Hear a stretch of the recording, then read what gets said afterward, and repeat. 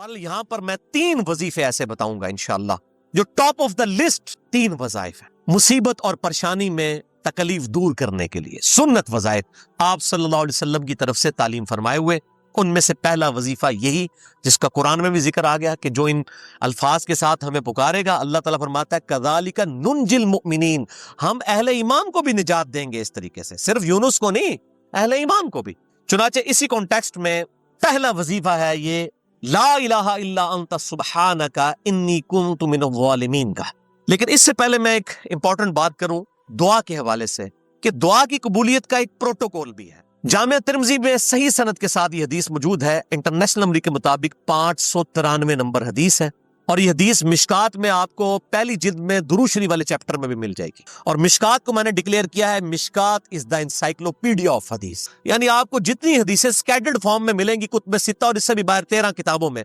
मिशकात में आपको मिल जाएगी। मैंने इसीलिए मिशकात में पूरा लेक्चर रिकॉर्ड करवा दिया, मसला नंबर 111B के उन्वान से मिशकातुल मसाबिह का मुकम्मल तारुफ, वो जरूर देखें। यानी मिशकात 3 जिल्दों में आप ले लें तो इंसाइक्लोपीडिया ऑफ हदीस आपके पास आ गया। 6294 अहादीस है और इसमें चूंकि अहादीस की तकरार नहीं है तो कुतुब सित्ता इसके अलावा भी 12-13 किताबें जो है इसमें कवर है, उसमें भी ये हदीस मौजूद है। जामिया तिर्मिज़ी में इंटरनेशनल नंबर के मुताबिक 593 नंबर। सैयदुना अब्दुल्लाह इब्न मसऊद रदियल्लाहु ताला अन्हु कहते हैं कि एक दफा मैं आप सल्लल्लाहु अलैहि वसल्लम की मौजूदगी में नमाज पढ़ रहा था और सैयदुना अबू बकर और उमर रदियल्लाहु ताला अन्हुमा व अलैहिमुस्सलाम वो भी वहां पे मौजूद थे। मैं नमाज के जब यानी कि तशहुद में बैठा, मैंने अल्लाह की हम्द की, अत्तहियातु लिल्लाहि वस्सलावातु वत्तय्यिबात, उसके बाद दुरूद पढ़ा और उसके बाद मैंने दुआ मांगना शुरू की तो आप सल्लल्लाहु अलैहि वसल्लम ने इरशाद फरमाया सल तुअता, मांग तुझे दिया जाएगा, मांग तुझे दिया जाएगा। यानी जो दुरूद शरीफ और जिक्र के जरिए मुतवज्जे होता है अल्लाह ताला उसकी दुआ कबूल करता है। और फिर इब्न मसूद उधर ही रवायत करते हैं, साथ ही जामिया तिर्मिज़ी में दूसरी हदीस है सही सनद के साथ कि एक शख्स आया, उसने जो है वो नमाज के दौरान हम्दो दुरूद के बगैर डायरेक्ट अल्लाह से मांगना शुरू कर दिया। तो जब वो फारिग हुआ आप सल्लल्लाहु अलैहि वसल्लम ने उसे बुलाकर कहा कि साइल तूने मांगने में जल्दी की, तुझे चाहिए कि जब दुआ मांगने लगे पहले अल्लाह की हम्द बयान कर, फिर मुझ पर दुरूद पढ़ और फिर अल्लाह की तरफ मुतवज्जे हो। और उस हदीस में आता है कि एक और शख्स आया, यानी इब्न मसूद वो खुद थे, और उसने अल्लाह की हम्द और दुरूद के जरिए दुआ मांगी तो आप सल्लल्लाहु अलैहि वसल्लम फरमाया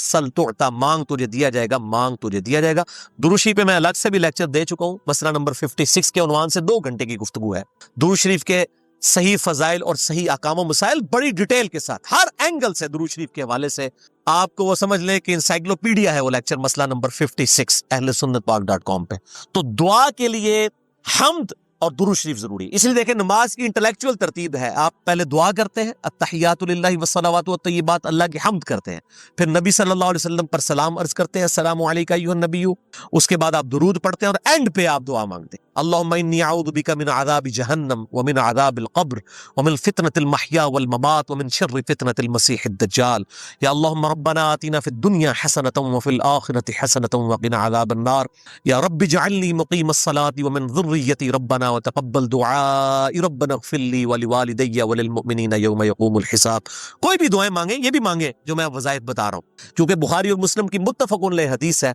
मिशकात में आपको तशहुद वाले चैप्टर में हदीस मिल जाएगी कि नमाज में तशहुद में दुरूद के बाद जो चाहो अपने रब से मांगो, यानी अरबी में मांगना होगा, दुआएं मांगे, दुआएं मासूरा किताब सुन्नत में जितनी आई वो मांगे, इसके अलावा भी मांग सकते हैं अगर अल्फाज दुरुस्त हो लेकिन अरबी जुबान में। तो ये पहला वजीफा जामिया तिर्मिज़ी में इंटरनेशनल नंबर के मुताबिक 3505, मिशकात में 2292 नंबर ये हदीस है। और कुरान हकीम में तो हम पढ़ चुके हैं, सूरतुल अंबिया आयत नंबर 87 और 88 में आप सल्लल्लाहु अलैहि वसल्लम ने इरशाद फरमाया कि यूनुस अलैहिस्सलाम ने मछली के पेट में अपने रब को इन अल्फाज के साथ पुकारा था ला इलाहा इल्ला अंता सुब्हानका इन्नी कुन्तु मिनज़ ज़ालिमीन। और फिर आप सल्लल्लाहु अलैहि वसल्लम ने फरमाया कि जो कोई शख्स अपने किसी भी मामले में, किसी भी परेशानी में इस दुआ के जरिए अल्लाह की तरफ मुतवज्जे हो, अल्लाह ताला उसकी दुआ को कबूल फरमा लेता है। और कुरान में भी आ गया ना कज़ालिका नुनजिल मुमिनीन, और कितना बड़ा फतवा आया है मेरे भाइयों, सूरह अस-साफ़ात 143 144 फलौला अन्नहु काना मिनल मुसब्बिहीन, अगर यूनुस हमें इन अल्फाज में हमारी तस्बीह ना करता ललबिसा फी बतनिही इला यौम युबअसून, तो मछली के पेट में क़यामत तक मछली के पेट में रहता, अगर इस तरह ना हमें पुकारता, उसकी कब्र मछली का पेट बन जाती। यानी ये इतना अताब اور وہ دور ہو گیا اس دعا سے، بہت بڑے اسماء اعظم میں سے۔ تو یہ بہترین دعا، بہترین وظیفہ، اسماء اعظم میں سے بہترین چیز، اور سب سے بڑھ کر جو میں نے بات کی کہ بہترین استغفار، اللہ سے توبہ مانگنے کا بہترین ذریعہ۔ اور کس طریقے سے؟ اے اللہ تو پاک ہے نا، تجھ سے تو غلطی نہیں ہوگی، میں بندہ ہوں، غلطی کروں گا، تو اللہ نے تو معاف کرنا ہے نا، کیونکہ جب بندے نے اپنی عاجزی کا اظہار کر لیا ہے اور اللہ تعالیٰ کو بتایا اللہ یہ تیری کوالٹی ہے، تو غلطی نہیں کرتا، تو میں تو انسان ہوں، غلطی کروں۔ تو یہ ہے پہلا وظیفہ۔ دوسرا وظیفہ وہ بھی جامعہ ترمذی میں انٹرنیشنل نمبر کے مطابق 3524 نمبر حدیث ہے، لیکن ترمذی کا طریق جو ہے وہ ضعیف ہے۔ یہ میں پہلے بتا دوں، امام ترمذی نے ساتھ لکھا ہے یہ روایت کمزور ہے، لیکن ضروری نہیں ہوتی کہ روایت اگر ترمذی میں کمزور ہے تو کہیں اور وہ روایت صحیح نہیں موجود ہے۔ اس کی صحیح سند المستدرک للحاکم میں انٹرنیشنل نمبر کے مطابق 1862 نمبر موجود ہے، اور سنن نسائی الکبریٰ میں 10492 نمبر ہے، اور مشکات میں بھی 2454 نمبر حدیث ہے انٹرنیشنل نمبر کے مطابق۔ تو صحیح سند المستدرک للحاکم اور سنن نسائی الکبریٰ کے اندر موجود ہے، اور وہ وظیفہ ہے انس ابن مالک کہتے ہیں اور سعد ابن ابی وقاص کہتے ہیں رضی اللہ تعالی عنہما وعلیہم السلام کہ آپ صلی اللہ علیہ وسلم کو جب کبھی کوئی تکلیف یا پریشانی پہنچتی تو آپ صلی اللہ علیہ وآلہ وسلم ہمیشہ ان الفاظ میں اپنے رب کو پکارا کرتے، یا حی یا قیوم برحمتک استغیث، اے خود سے زندہ ہر چیز کو تھامنے والے، میں تیری رحمت کے ساتھ تیری مدد کا سوال کرتا ہوں۔ استغیث بولیں گے نا الف کے ساتھ، حمزہ کے ساتھ، تو یہ سنگولر کا صیغہ ہوگا، اور اگر ہم بولیں گے نستغیث نون کے ساتھ تو یہ جمع کا صیغہ بن جائے گا۔ یہ میں اس لیے بتا رہا ہوں، لوگ پوچھ رہے ہوتے ہیں جی بعض جگہ لکھا ہوتا ہے جناب نستغیث، بعض جگہ لکھا ہوتا ہے استغیث، کیا کریے؟ وہ نستغیث جمع کا صیغہ بنا لیا جاتا ہے، جیسے دعا ہے سنن ابی داؤد میں اللہم اجرنی من النار، لیکن اگر جمع کا صیغہ بنائیں گے تو اللہم اجرنا من النار ہو جائے گا۔ اس طریقے سے دعائے قنوت کے الفاظ ہیں اللہم اہدنی فی من ہدیت، تو جمع کا صیغہ ہوگا اللہم اہدنا فی من ہدیت۔ یہاں پر بھی ہے یا حی یا قیوم برحمتک استغیث سنگولر کا صیغہ، اور نستغیث پلورل کا صیغہ، جمع کا صیغہ۔ کتنی بہترین دعا ہے، اے خود سے زندہ ہر چیز کو تھامنے والے، میں تیری رحمت کے ساتھ تیری مدد کا سوال کرتا ہوں۔ تو یہ بھی اسماء اعظم میں سے ہے۔ سنن نسائی الکبریٰ کے اندر صحیح سند کے ساتھ 10492 اور المستدرک للحاکم میں 1862 نمبر۔ اب یہاں پہ میں ایک ضمناً بات بتا دوں سنن نسائی الکبریٰ کے بارے میں، چونکہ اکثر لوگ پوچھتے ہیں میرے بھائیو، ایک سنن نسائی وہ ہے جو کتب ستہ میں ہم پڑھتے ہیں، اس میں یہ کتاب لکھی ہے امام احمد بن شعیب نسائی رحمہ اللہ تعالی المتوفی 303 ہجری۔ کتب ستہ میں یہ ویسے 5ویں نمبر پہ گنی جاتی ہے، لیکن بخاری اور مسلم کے بعد دنیا میں سب سے صحیح ترین کتاب سنن نسائی ہے، سب سے کم ضعیف حدیثیں اس کے اندر ہیں۔ بخاری مسلم کے بعد تیسرا نمبر اس کتاب کا ہے، دنیا کی کوئی حدیث کی کتاب بخاری مسلم کے بعد صحیح نہیں ہے جتنی سنن نسائی ہے۔ سنن نسائی جو ہمارے پاس کتب ستہ میں ہے نا، اس میں ہے 5761 احادیث انٹرنیشنل نمبر کے مطابق، اور یہ ساری انٹرنیشنل کتابیں عربی میں، انگلش میں اور اردو میں ہماری ویب سائٹ اہل سنت پاک.com پہ فری اس کا PDF موجود ہے، آپ ڈاؤن لوڈ کر سکتے ہیں۔ 5761 احادیث ہیں اس سنن نسائی میں جو ہمارے پاس ہے۔ اسے ویسے ٹیکنیکل لینگویج میں کہا جاتا ہے سنن نسائی الصغریٰ، چھوٹی سنن نسائی، کیونکہ امام نسائی نے یہ کتاب نہیں لکھی تھی، امام نسائی نے کتاب لکھی تھی سنن نسائی الکبریٰ، بڑی سنن نسائی، اور اس میں حدیث ہیں انٹرنیشنل نمبر کے مطابق 11770، بخاری مسلم سے بھی زیادہ حدیث ہیں اس میں۔ لیکن یہ امام نسائی کے ایک شاگرد تھے امام ابن السنی، انہوں نے اس کو مختصر کر کے نا چھوٹی کتاب بنا دیا، اور اب پبلک میں یہی چھوٹی کتاب مشہور ہے۔ اس کی وجہ سے جب ہم سنن نسائی الکبریٰ کا آپ مشکات میں دیکھیں گے نا تو وہ فرق نہیں کرتے ہیں، جب وہ سنن نسائی کا حوالہ دیتے ہیں نا تو آپ کو نسائی میں وہ ملے گا بھی نہیں، وہ الکبریٰ میں ہوتا ہے، کیونکہ وہ اس تفریق کو مانتے نہیں، وہ تو سنن نسائی الکبریٰ کو سنن نسائی مانتے ہیں، جبکہ ہماری پبلک جو ہے وہ سنن نسائی، وہ میں اب حوالہ دے رہا ہوتا ہوں کہ جی سنن نسائی الکبریٰ میں 9928 نمبر حدیث ہے کہ جو آیت الکرسی پڑھ لے فوراً بعد کسی بھی نماز کے فرض کے فوراً بعد تو مرتے ہی جنت میں داخل ہوگا۔ تو لوگ کہتے ہیں جناب نسائی تے حدیثیں ہی جناب 5761 نے، تسی 9928 کی تمہیں دس دیو، تو میں ساتھ حالانکہ بول رہا ہوتا ہوں سنن نسائی الکبریٰ، میں نے کبھی اس کے بغیر نہیں بولا۔ تو الکبریٰ سے آپ کا دماغ تو کام کرنا چاہیے، الکبریٰ کیوں بول رہا ہے ساتھ؟ کوئی صغریٰ بھی ہے جس کی یہ الکبریٰ ہے بڑی، اور ہمارے گرین کارڈ میں یہ وظیفہ لکھا ہوا ہے الکبریٰ کے ساتھ۔ اسی طریقے سے جو میرا وہ واقعہ کربلا کے اوپر 150 اسناد پر مشتمل پمفلٹ ہے، ریسرچ پیپر نمبر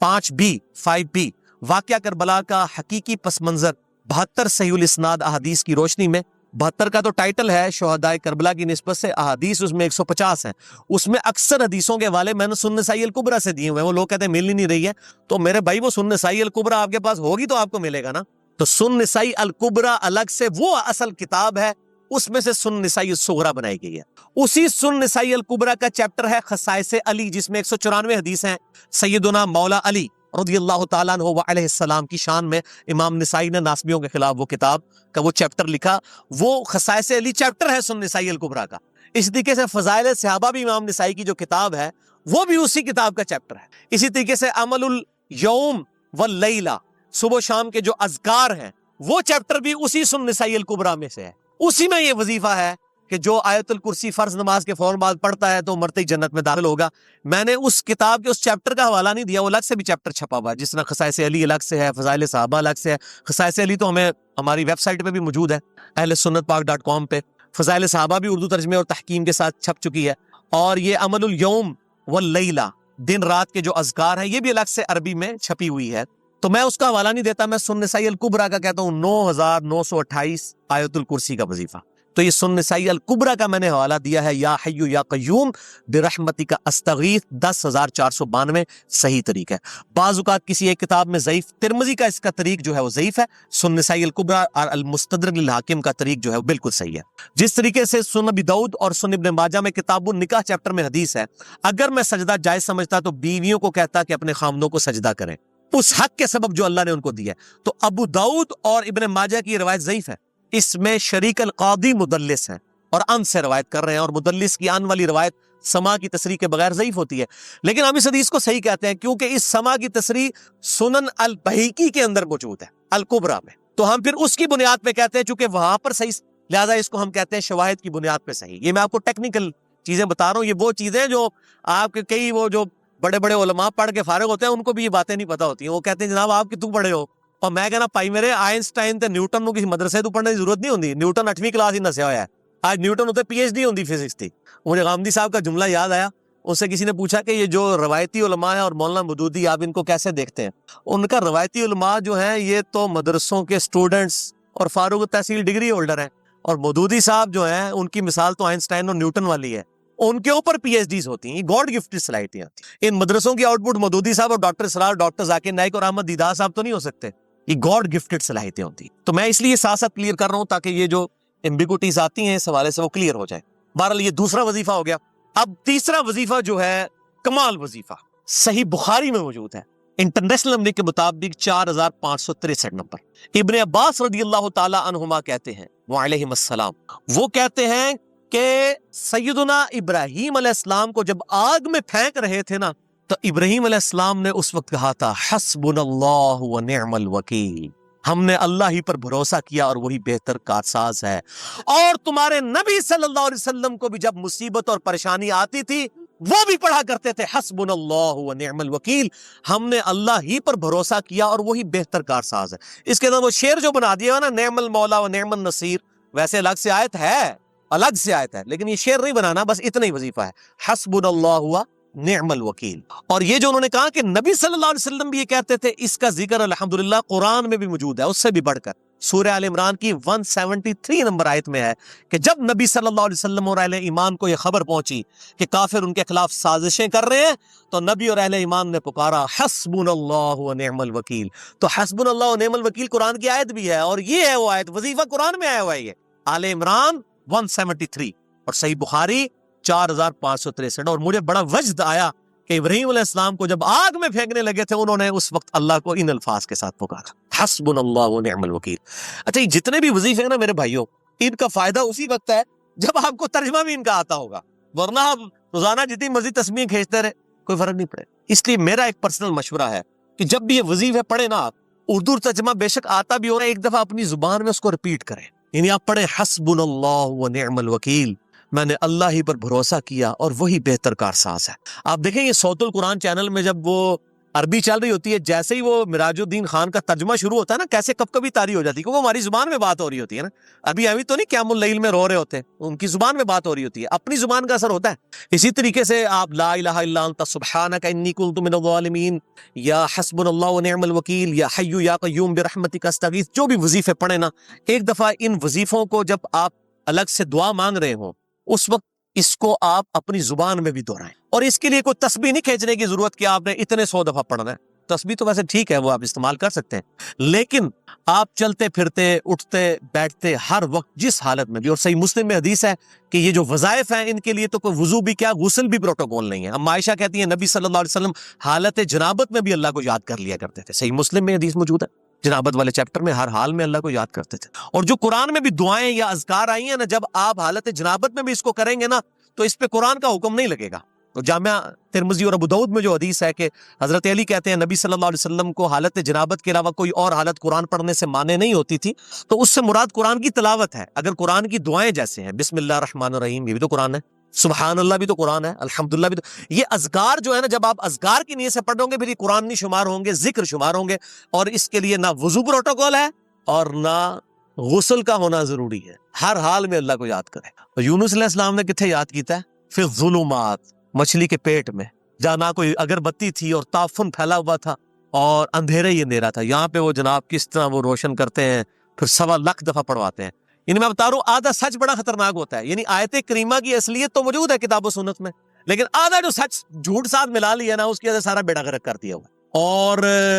بجائے یہ کہ لوگوں کو یہ وظیفہ بتایا جائے کہ اٹھتے بیٹھتے چلتے پھرتے اللہ کو ان الفاظ میں یاد کریں، اس کو انہوں نے کوئی اور ہی رنگ دے دیا ہوا ہے اور اس نے 1.25 دفعہ ختم اور پتہ نہیں کیا کچھ بنا دیا ہوا ہے. تو یہ 3 وظائف تھے